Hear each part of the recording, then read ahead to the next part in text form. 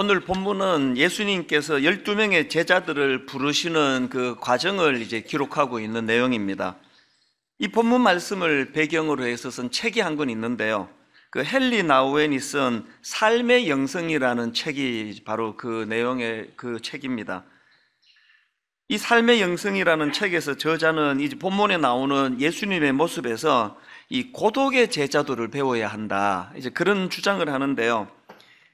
여기서 말하는 이 고독의 제자도라는 것은 하나님과 단둘이 있는 영성을 말한다, 그렇게 부연 설명을 합니다.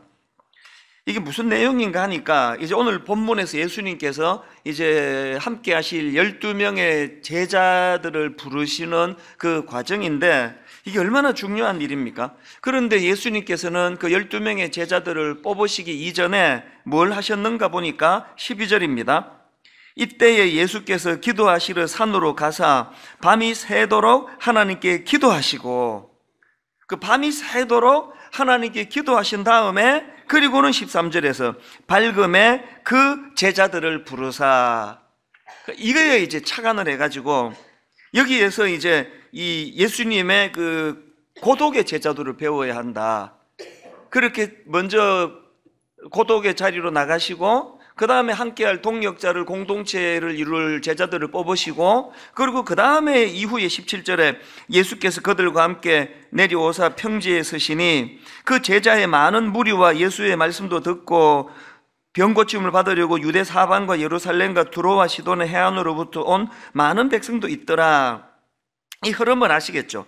그래서 이제 이 책 목차에 보면은 오늘 그 본문의 흐름을 세 단계로 나누어서 설명을 하는 것을 볼 수 있는데요.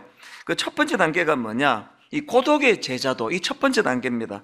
고독의 제자도가 뭐라 그랬습니까? 하나님과 단둘이 있는 영성이라는 겁니다.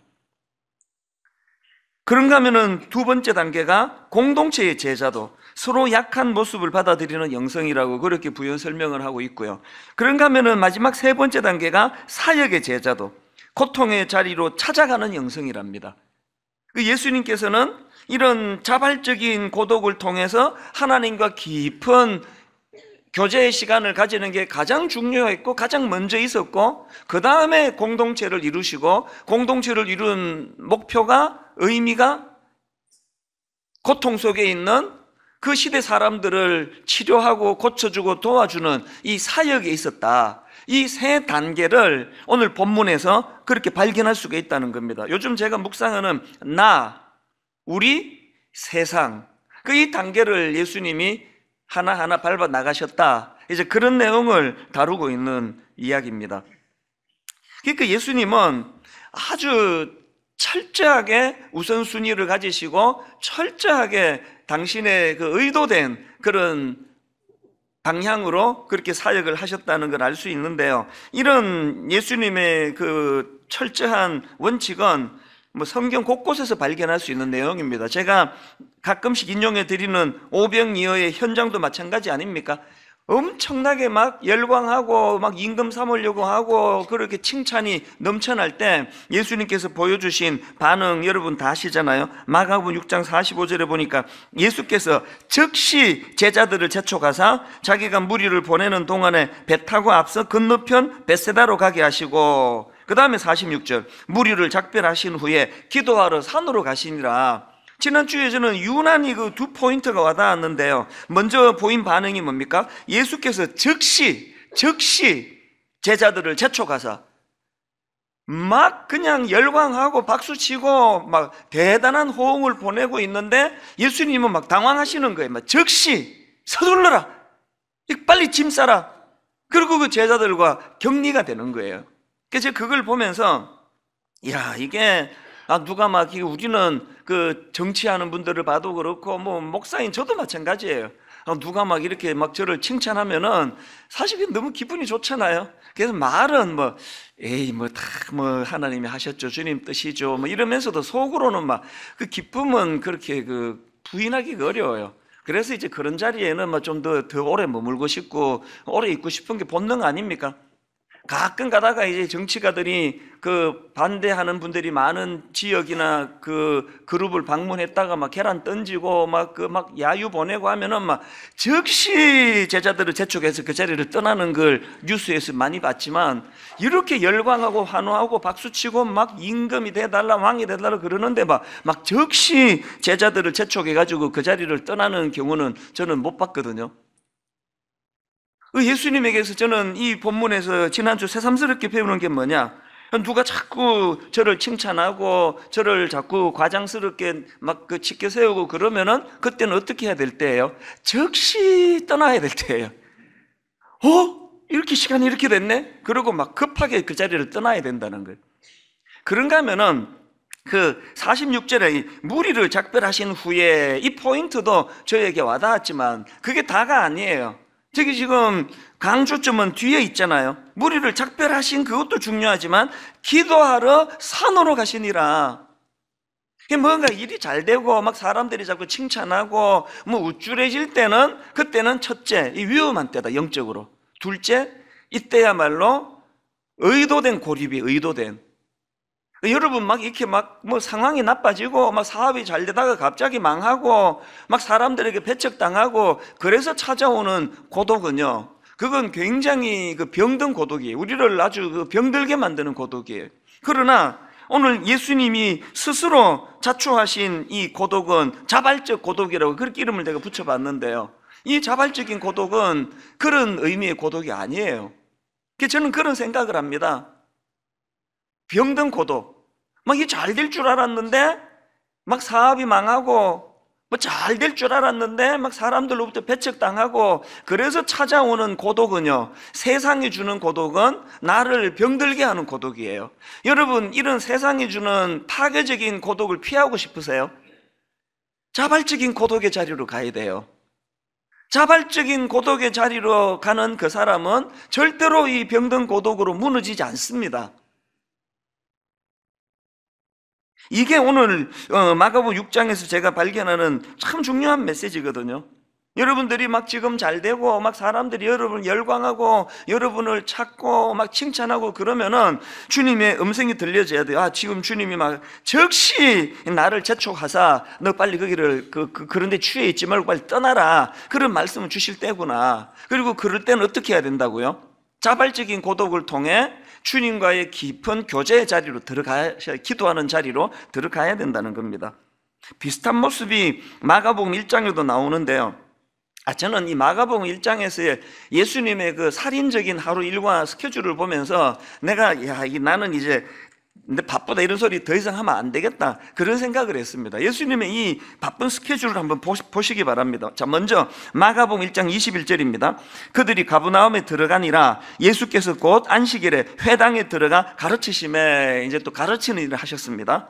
그리고 23절, 마침 그들의 회당에 더러운 귀신 들린 사람이 있어 소리질러 이르되 나사렛 예수여, 우리가 당신과 무슨 상관이 있나이까? 우리를 멸하러 왔나이까? 나는 당신이 누구인 줄 아오니 하나님의 거룩한 자니이다. 예수께서 꾸짖어 이르시되 잠잠하고 그 사람에게서 나오라 하시니 더러운 귀신이 그 사람에게 경련을 일으키고 큰 소리를 지르며 나오는지라. 예수님이 말씀을 가르치고 있는 그 회당에서 또 귀신 들린 자를 고쳐주세요. 그리고는 28절에 예수의 소문이 온 갈릴리 사방에 퍼지니라 막 알려지는 거예요. 그리고는 29절부터 회당에서 나와 곧 야고보와 요한과 함께 시몬과 안드레의 집에 들어가시니 시몬의 장모가 열병으로 누워있는지라. 사람들이 곧 그 여자에 대하여 예수께 여짜온데 나아가사 그 손을 잡아 일으키시니 열병이 떠나고 여자가 그들에게 수종되니라. 이런 식으로 막 예수님이 귀신을 쫓아내시고 병으로 신음하는 사람을 막 고쳐주시고 이렇게 하니까 이제 소문이 막 점점 퍼져가지고요, 32절부터 보십시오. 저물어 해질 때에, 이제 하루 일과가 다 끝나는 시간 아닙니까? 저물어 해질 때에 모든 병자와 귀신 들린 자를 예수께 데려오니 온 동네가 그 문 앞에 모였더라. 예수께서 각종 병이 더 많은 사람을 고치시며 많은 귀신을 내쫓으시되, 이 저물어 해가 졌는데 일은 점점 많아지는 거예요. 막 점점 사람들이 더 몰려드는 거예요. 그렇게 그냥 살인적인 하루 스케줄을 주님이 보내셨는데요, 제가 참 주목하는 건 바로 그 다음 35절입니다. 새벽 아직도 밝기 전에 예수께서 일어나 나가 한적한 곳으로 가사 거기서 기도하시더니, 제가 이 예수님의 모습을 이렇게 상상을 해보는데 종교개혁가 루터가 생각이 나더라고요. 루터 선생님이 이런 말을 했습니다. 나는 너무 할 일이 많아서 아침에 기도로 3시간을 보내야 합니다. 이게 좀 조합이 좀 안 맞는 거 아닙니까? 오늘은 막 너무 할 일이 많아서 기도를 제대로 못했네. 또 어제는 또 스케줄이 좀 남아가지고 내가 3시간 기도했네. 그래야지 이게 좀 뭔가 그 상식이 통하는 것 같은데, 루터는 다르게 얘기하는 거 아닙니까? 나는 너무 할 일이 많아서 아침에 기도로 3시간을 보내야 합니다. 종교개혁하는 과정에서 그냥 성경 번역하고 그 악한 세력과 싸워야 되고 할 일이 엄청 많은데 너무 바쁘기 때문에 나는 3시간을 기도하는 데 시간을 보내야 된다. 오늘 여러분들이 하나님 앞에서 이 예수님의 우리에게 보여주시는 이 삶의 모범을 잊으시면 안 됩니다. 하루 온종일 저녁에 해질 때는 더 많은 환자들이 몰려오고 귀신 들린 사람들이 몰려왔던 그런 상황으로 하루가 그냥 너무 과하게 시간을 쓰신 바로 그 다음날 새벽 아직도 밝기 전에 예수께서 일어나 나가 한적한 곳으로 가서 거기서 기도하시더니, 왜 그래야만 되는 겁니까? 저는 우리 교역자들에게 종종 그런 이야기를 합니다. 콤파스가 있죠, 콤파스가. 옛날 우리 학교 다닐 때 이 콤파스를 가지고 딱 그거 뾰족하게 나온 그 뾰족한 송곳 같은 걸로 그 바닥을 쿡 찍어가지고 그렇게 원을 돌리면 아주 예쁘게 원이 그려지는 거 아닙니까? 이제 원이 점점 커진다 하더라도요, 이 콤파스가 정확하게 중심만 잡고 있으면요, 그래서 그걸로 만든 무슨 뭐를 돌리고 하는 걸 만들어도 절대로 흔들림 없습니다. 분당 우리 교회가 30몇 명으로 시작해가지고 한때 4,500명씩 등록하고 정신이 없을 때도 딱 성령님께서 딱 콤파스가 되어서 중심에 서 계시니까 혼란이 없는 거예요. 혼미함이 없는 거 아닙니까? 참 제가 하나님께 감사하는 것 중에 하나가, 교회가 갑자기 비대해지고 정신이 없을 때도 단 한 번도 교회적으로 혼란이 없었거든요. 일부 또 상처받고 쪼개져 나가고 이런 일들이 한 번도 없었습니다. 왜 그러냐? 성령님이 딱 중심을 잡아서 콤파스가 되어 주시니까 그것만 딱 붙잡고 가면은 원은 아무리 커져도 괜찮거든요. 제가 우리 아들 딸들에게 종종 이야기를 해요. 니들이 한번 크게 쓰임 받아라. 하나님 앞에 제대로 쓰임 받아라. 그러려면 중심부터 배워라. 중심 잡는 법을 배우지 않고 크게 되면 그것 때문에 망한다. 딱 중심을 잡고, 예수님이 아무리 그냥 일 바쁘고 찾는 사람 많고 사역이 많아도 우선순위를 가지고 첫째가 뭐였습니까? 자발적인 고독의 자리. 어떤 경우라도 성부 하나님과 깊은 인격적인 교제를 나누시는 이런 자리는 양보할 수 없는, 이게 우선에 딱 서 계시니까, 그 모범을 우리에게 가르쳐 주시니까, 저도 지금 초저녁에 자고 한 2시, 3시 이렇게 일어나면은 희생해야 되는 게 많습니다. 부부간에 대화하는 시간도 당연히 저녁 먹고 나면 그 시간밖에 없는데, 우리 집사람은 또 심야형이에요. 미술을 전공했기 때문에 주로 음악 미술은 밤에 또 영감이 떠오른다 그러대요. 요새는 미술 활동도 안 하는데도 밤 늦게까지 안 잡니다. 그리고 또 그때 집중이 더 잘 된대요. 우리 부부는 서로를 존중하기 때문에 강요 안 해요. 나는 초저녁에 가서 자고, 우리는 조그만한 침대 하나만 있으면 됩니다. 1교대 먼저 내가 가서 자고, 그리고 나올 때쯤 2교대 들어가서 자고, 아무런 문제가 없다고 지난번 설교도 말씀드렸잖아요. 어떤 경우라도 여러분, 이 하나님 앞에 독대하는 그 시간, 분당 우리 교회에서 담임 목사인 제가 이거는 하나님에 대한 또 성도님들에 대한 기본적인 예의라고 생각해요. 그래서 하나님 앞에 꼭 새벽 미명에 이른 아침에 9시 출근하고 나면은 제 시간이 아니잖아요. 그래서 이른 아침에 하나님과 교제하고 그분과의 그런 독대하는 시간을, 그래서 자발적인 고독. 여러분 어떨 때요? 한 1시 반, 2시 이렇게 잠이 깨지면 늘 그런 건 아닌데요. 막 고독이 물밀듯 밀려올 때가 있습니다. 얼마나 외로운지 아세요? 이 큰 교회 목사가 하나님 앞에 단독자로 홀로 서 있는 것 같은 그 막 외로움이 막 엄청 밀려올 때가 있습니다. 이때 여러분, 그 하나님과의 그 독대하는 데 필요한 재료로서 고독을 피하기 시작하면 변질이 되는 거예요. 그건 제 몫이에요. 피하면 안 됩니다. 누구랑도 상의할 수 없고 누구랑도 나눌 수 없는 하나님이 저에게만 주신 그 사명의 그 고독을 마음에 담고 이거를 가지고 주님 앞으로 나가는 이거를, 아이고 이제 이거 한 10몇 년 하니까 이제는 막 지쳐서 못 살겠다. 그때 사표 내면 돼요. 교회를 떠나면 되는 거예요. 나 이제 지쳐서 못하겠다 그러면서 편한 길 찾아가면 이것이 바로 변질이 된다는 걸 너무 잘 알거든요. 최근에 그 신간 중에 당신의 머리 밖 세상, 이런 제목의 책이 나왔는데 이 책의 부제가 이겁니다. 몰입을 방해하는 시대에 대한 보고서. 오늘 우리 시대가 몰입을 방해하는 시대래요. 그 책에 보니까 신조어 하나를 소개하는데요. 여러분 그 TMI라는 신조어 들어보셨습니까? TMI가 무슨 약자인가 하니까요, Too much information이래요. 정보 홍수. 이 분당 우리 담임 목사로 있으면요, 막 머리가 터질 것 같아요. 막 온 사방에서 이야기, 소식, 정보 막 이런 게 들려오면은 막 어떨 때는 진짜 막 숨이 안 쉬어져. 숨이 막 너무 버겁다. 막 머리가 막 꽉 차 있을 때 어떻게 하는지 아시죠? 막 빨리 집에 가서 뭐 저녁 후딱 먹고 바로 자요. 저는 빨리 자고, 그리고 머리 다 비운 상태로 이른 아침에 하나님 앞에 독대하면서 하나님 앞에 정리를 하면은 하나님이 어제 그 복잡한 이런 것들을 다 정리를 해 주시거든요.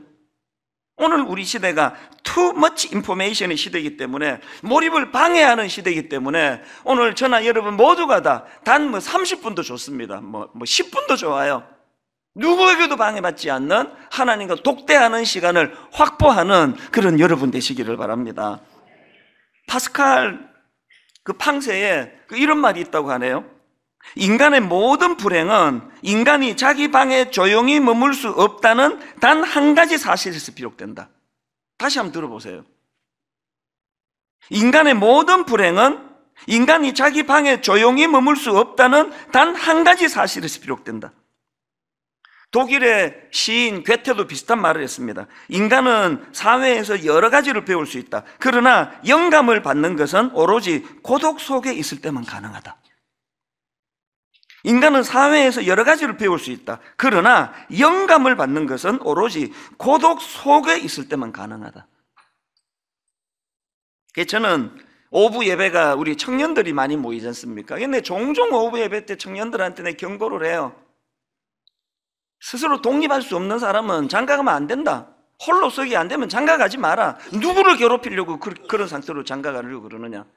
시집가는 것도 마찬가지예요. 외로워서 장가는 가야 되겠다? 큰일 날 소리예요. 외로워서 장가가 보세요. 더 외로워집니다. 홀로 서기가 안 되는데 누구를 통해서 외로움을 채우려고 하는 그 시도가 다 그건 어리석은 거예요. 외로워서 외도를 하죠. 외도하신 분 좀 간증 좀 해보세요. 외로움이 없어지던가요? 외로워서 외도했더니 고독이 없어지던가요? 더 고독해질걸요? 결혼은요, 하나님 앞에 내가 단독자로 설 수 있을 때 하는 게 결혼이에요. 내가 하나님 앞에 홀로 설 수 있을 때 그때 할 수 있는 게 결혼이란 말이에요.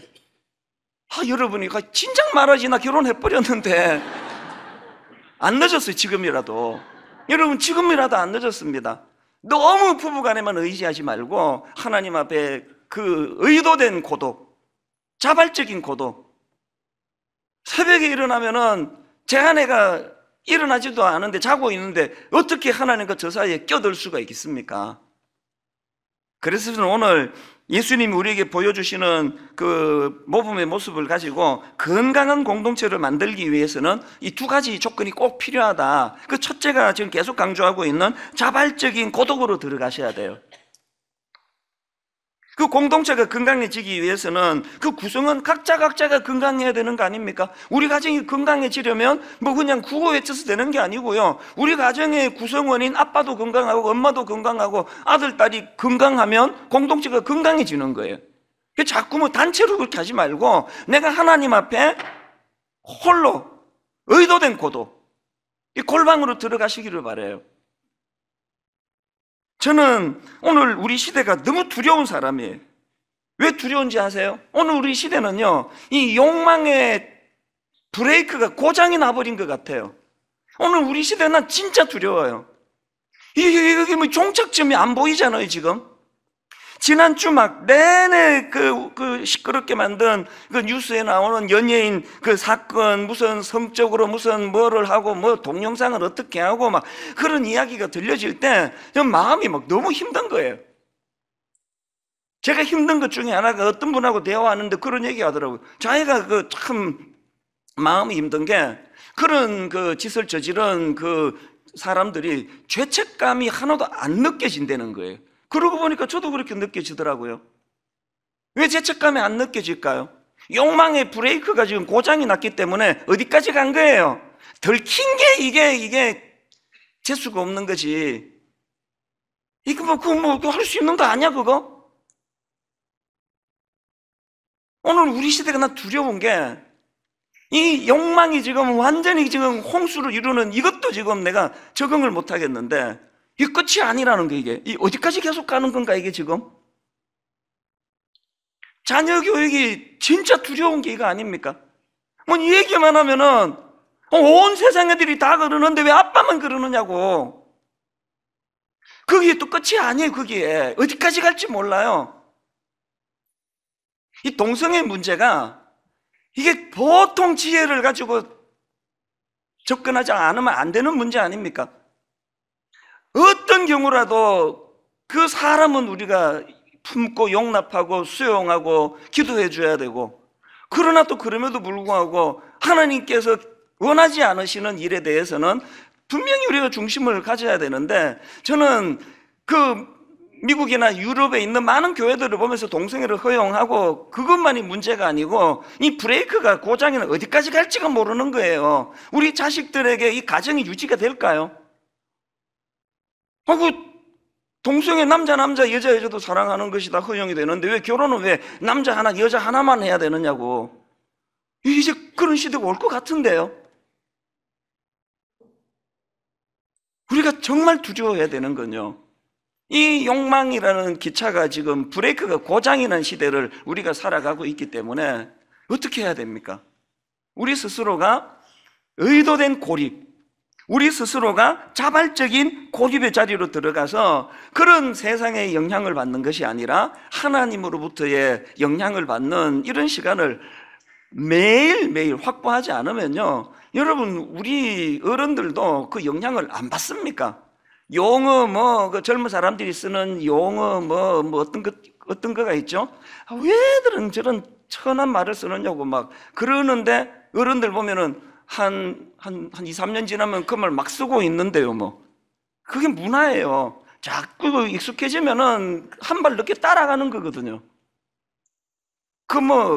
뭐 유행어 이런 거는 뭐 따라가도 괜찮지만 오늘 이 브레이크가 빠져버린 이 욕망의 이 기차를 하나님 아버지 이거 어떻게 해야 되겠습니까? 그래서 우리가 늘 하나님 앞에 묵상하고 그 자발적인 그 고독의 자리로 들어가셔야 돼요. 이렇게 계속 하나님 말씀에 영향을 받으셔야 돼요. 그래서 이를 새벽에 일어나거나 할 때 그 설교 자꾸 듣지 마시고요, 말씀을 들으셔야 돼요. 말씀. 드라마 바이블 같은 걸로 말씀을 듣고 말씀을 묵상하고 큐티하고 말씀을 읽으셔야 돼요. 이 설교는 오류가 많습니다. 최근에도 제가 한 10몇 년 전으로 기억하는데요, 그 다이돌핀에 대해서 설교한 적이 있잖아요. 그 다이돌핀이 엔돌핀보다 4,000배나 뛰어난 호르몬이라고 인터넷에선가 제가 그거를 보고 설교 시간에 인용했더니 최근에 그 전문가 강의를 들어보니까 다이돌핀이라는 물질 자체가 없는 거래요. 그럼 그 설교는 어떻게 되는 겁니까? 이 다이돌피는 완전히 제가 그 인터넷 보고 잘못 인용한 거거든요. 이렇게 설교는 오류가 많아요. 이런 식으로 뭐 오류 잡아내자 그러면 뭐 한도 끝도 없습니다. 그러니까 너무 설교를 의지하지 말고, 설교는 성경을 읽게 만드는 그냥 그 동료 정도로 받으시고, 말씀의 설교의 은혜를 받으면 말씀을 듣고 말씀을 펴는, 그리고 말씀을 묵상하는, 지금 여러분 드라마 바이블을 가지고 지금 엄청 지금 열기가 일어나는 게 너무 감사해요. 제가 그저께 그 우리 교회 홈페이지에 드라마 바이블 조회수를 살펴보니까 첫날 조회수가 3만 건이 넘었더라고요. 그 우리 교회 숫자를 훨씬 뛰어넘는 이런 조회가 있는 것을 보면서, 그리고 또 스마트폰으로 앱 다운받아서 듣는 분이 또 얼마나 많겠습니까? 너무너무 기쁜데요, 그걸로 시작을 하시되 그걸로 만족하시면 안 됩니다.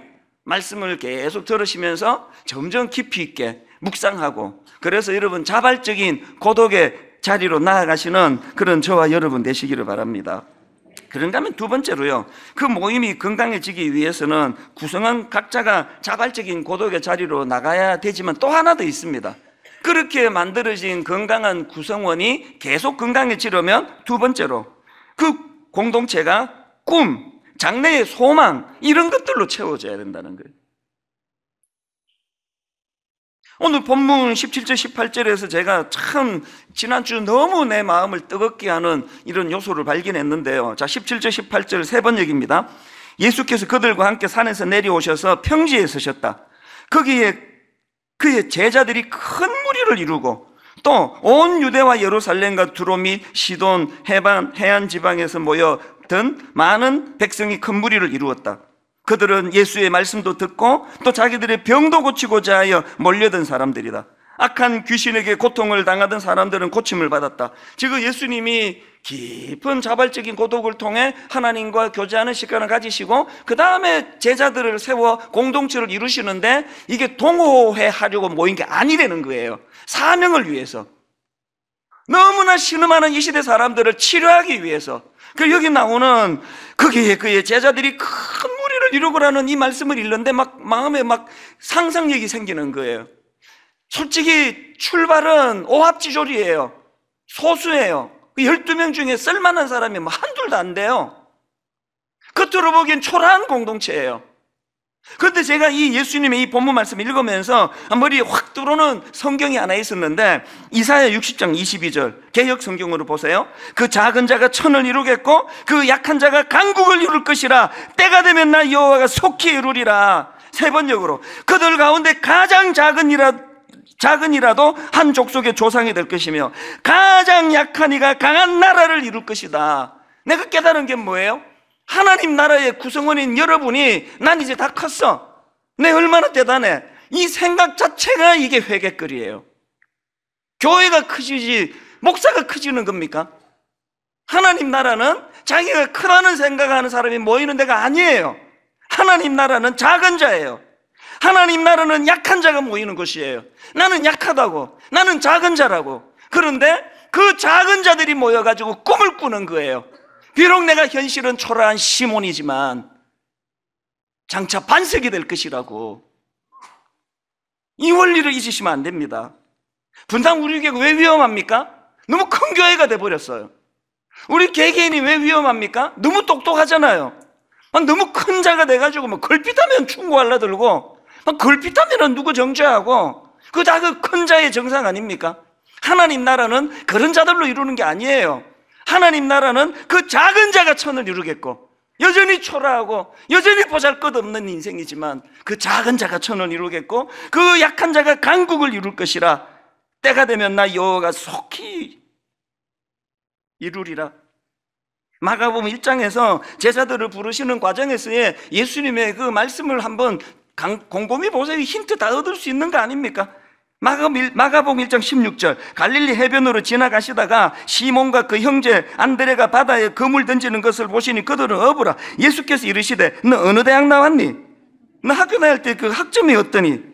그렇게 묻는 게 아니에요. 예수께서 이르시되 나를 따라오라. 내가 너희로 사람을 낚는 어부가 되게 하리라. 지금 네가 얼마나 작은 자인지 큰 자인지 나 관심 없다. 아니야, 일부러 작은 자만 내가 모았다. 일부러 작은 자들만 모았는데 네가 할 일 하나 있다면 꿈을 꾸는 거다, 꿈. 지금은 고기 잡아 생계를 연명하는 인생이지만 내가 너희로 사람을 낚는 어부가 되게 할 것이라고. 여기에서 지금 벗어나 있는 분들이 너무 많은 거 아시잖아요. 왜 주로 대형교회 목사님들이 그렇게 자꾸 실족하고 고꾸라지는 일이 많을 거라 생각해 보니까 여기에서 있더라고. 여기에서 벌써 내 이제 이렇게 큰 자가 됐네. 내가 이렇게 내가 큰 교회 목사가, 유명한 목사가 됐네. 거기서부터 다 자빠지는 거 아닙니까? 어떤 경우라도 하나님의 사람은 작은 자예요. 그 작은 자가 꿈을 꾸기 때문에 위대한 거예요. 제가 지난 월요일 날 이제 어디를 갔는지 이제 옷을 입으면서 우리 집사람한테 제가 이런 이야기, 무슨 대화를 하다가 했는지 이런 말을 했습니다. 당신이 지금 당신 남편에게 임하신 하나님의 은혜를 많이 놀라워하고 그렇지만 내 얘기 잘 들어봐요. 당신 남편이 그동안 하나님께 받아 누린 은혜는 예고편에 불과하다고. 이제 본편을 시작도 안 했다고. 당신 남편을 통해 일하실 하나님의 놀라운 역사를 한번 기대해 보라고. 약간 감동을 받는 것 같아서 되게 좀 좋았습니다. 멋있게 말했네. 여러분, 근데 이게 내가 멋있게 말하려고 한 게 아니고 진심이에요. 저는요, 하나님이 이 작은 자, 이 별 볼 일 없는 참 작은 자를 통해서 지금까지 하신 일들도 너무너무 놀랍지만요, 저는요, 내 인생에 가장 좋은 건 아직 오지 않았다고 17년 전부터 노래를 불렀습니다. 여전히 내 인생에 가장 좋은 건 오지 않았습니다. 왜? 하나님이 살아계시거든요. 여러분, 내가 우리 집사람한테 집에서 살짝 한 이야기를 공개적으로 다 선포할게요. 여러분, 여러분의 담임 목사를 통해 하나님이 행하신 말도 안 되는 놀라운 일들 많이 놀라시고, 와, 저런 목사를 통해서도 이렇게 일하시네라고 놀랐던 그 모든 놀람은 예고편에 불과한 줄 믿으시기를 바랍니다. 앞으로 이 교회를 통해서, 부족한 이 작은 자를 통해서 하나님의 놀라운 역사가 어떻게, 얼마나 대단히 일어나게 될지를 기대하시기를 바라요.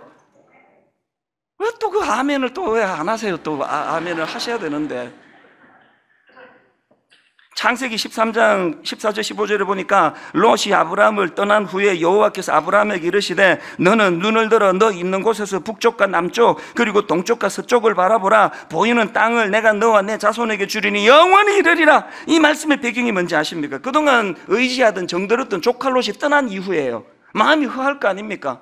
의지했던 그 동력자가 떠났다는 거예요. 조카가 떠났다는 거예요. 그 허한 마음에 주신 하나님의 체험의 말씀이 이거예요. 여러분은 지금 누가 의지하는 뭐가 여러분을 떠났습니까? 뭐가 마음이 허전하게 만듭니까? 지금이야말로 하나님의 비전을 받을 때예요. 너 있는 곳에서 동서남북을 바라보아라. 너는 눈을 들어 너 있는 곳에서 북쪽과 남쪽 그리고 동쪽과 서쪽을 바라보라. 결론은 맺습니다. 여러분, 그 마태복음 3장에 보면은 예수님이 세례를 받으시잖아요. 그 세례를 받으실 때 삼위 하나님이 총출동을 하세요. 그리고 성부 하나님의 놀라운 메시지가 선포가 됩니다. 자, 3장 16절입니다. 예수께서 세례를 받으시고 곧 물에서 올라오실새 하늘이 열리고 하나님의 성령이 비둘기같이 내려 자기 위에 임하심을 보시더니 하늘로부터 소리가 있어 말씀하시되 이는 내 사랑하는 아들이요 내 기뻐하는 자라 하시니라. 바로 이 하나님의 선포가 있고 난 직후에 4장 1절에서 마귀가 시험하면서 이렇게 선포합니다. 유혹합니다. 그때에 예수께서 성령에 이끌리어 마귀에게 시험을 받으러 광야로 가사 40일을 밤낮으로 금식하시니 줄이신지라. 아까 제가 인용해 드렸던 삶의 영성이라는 책에서요, 이 부분을 가지고 글을 짧게 하나 썼는데 가슴이 벅차 올랐습니다. 그 내용을 한번 읽어 드릴게요. 들어보시기를 바랍니다. 예수님이 너는 내 사랑하는 자라라는 음성을 들으신 직후에 또 다른 음성이 들려왔다. 이제 마귀가 하는 이야기예요. 네가 사랑하는 자임을 증명해봐라. 뭔가 보여주라. 이 돌을 빵이 되게 해라. 유명해져라. 성전에서 뛰어내려라. 그러면 너의 명성이 자자해질 것이다. 권력을 잡으라. 그러면 진짜 영향력이 생길 것이다. 너는 영향력을 원하지 않느냐? 그래서 세상에 온 게 아니냐? 그러자 예수님께서 단호하게 말씀하셨다. 아니, 나는 아무것도 입증할 필요가 없다. 나는 이미 사랑받은 자다. 이게 제가 너무너무 저에게 이게 영감으로 다가오더라고요. 이게 오늘 딱 마귀가 우리에게 유혹하는 거 아닙니까? 너 같은 거 누가 사랑하겠냐고. 니같이 가난한 거, 니같이 무능한 남편을 누가 사랑하겠냐고. 인정받고 싶으면 공부 열심히 하란 말이야. 네 학교 성적 그래가지고 너 같은 거 누가 사랑하겠냐고. 너 이렇게 장가라도 가겠어? 사랑받고 싶으면 더 열심히 해. 전교권에 들어가. 명문대학 가. 좋은 데 취직하란 말이야. 이 사단이 우리에게 던지는 메시지 아닙니까? 가슴 아픈 건요, 부모가 거기에 놀아나가지고 그거 메시지를 자녀에게 전달하는 역할을 하는 게 우리나라 부모 아닙니까? 가끔씩 주례를 하다 보면 마음이 너무 슬퍼요. 부모를 떠나가는 그 과정에서 너무나 부모에게서 이 상처를 많이 받아가지고 치유가 안 돼서 저한테 주례 부탁하러 와서 우는 우리 신랑 신부, 예비 신랑 신부가 종종 있습니다. 뭘 회개해야 됩니까? 계속 마귀 대변이 나는 거 아닙니까? 하나님이 이는 내 사랑하는 자라고, 내 기뻐하는 자라고, 그 선포가 끝나자마자 높은 데서 뛰어내리라고, 이 돌을 떡으로 만들어 보라고, 뭔가 능력을 나타내면 네가 하나님의 아들이라고 인정받고 사랑받을 거 아니냐고. 그럴 때 주님이 긴 말씀 안 하셨잖아요. 내가 너한테 그렇게 증명할 이유가 하나도 없다. 왜? 나는 이미 사랑받는 자기 때문이다. 왜 골방으로 가야 되는지 아세요?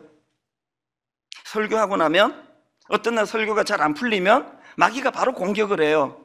이제 네 설교 한 10년만 들은 사람은 은혜를 더 못 받아. 그 식상하지, 네 설교 뻔한 설교를 누가 듣고 있겠냐고. 주일 저녁에 얼마나 위축이 되는지 아십니까? 아무리 노력을 해도 한 사람 입에서 어떻게 다양한 설교가 나오겠냐고요. 너무너무 위축이 될 때 저는 빨리 자요. 생각하기 싫어가지고. 새벽에 일어나서 하나님 앞에 자발적인 고독의 자리로 나아갈 때 하나님이 제게 주시는 메시지는 주님에게 주신 메시지 똑같습니다. 네가 설교 잘해서 이쁜 게 아니야. 네가 앞으로 설교를 못하게 된다고 내가 너를 미워하지 않아. 나는 네 존재가 너무 사랑스럽기 때문이야. 십자가로 너를 구원해 주었기 때문에 네 존재가 내겐 너무 이뻐. 어떨 때는요, 새벽에 말씀 주세요. 이 목사, 너무 애쓰지 마라. 그 사랑받으려고 너무 애쓰지 마라. 네 존재가 그게 사랑받을 수밖에 없는 거다. 우리 자녀들에게 저질렀던 잘못된 교육을 회개하시고, 조건, 네 뭐 하면, 성적 얼마 나오면, 네가 이렇게 되면, 명문대 가면 사랑받을지 모르지. 사단의 메시지예요. 그렇지 않습니다. 어떤 상황이라도 우리 아들이, 우리 딸이 누구 앞에서라도 나는 사랑받는 사람이라고, 어른들이 먼저 자발적인 고독의 자리로 가셔서 여러분이 사랑받는 존재로서 회복이 이루어지고 그 자신감으로 자녀 교육을 행하시는 귀한 성도님들 되시기를 바랍니다.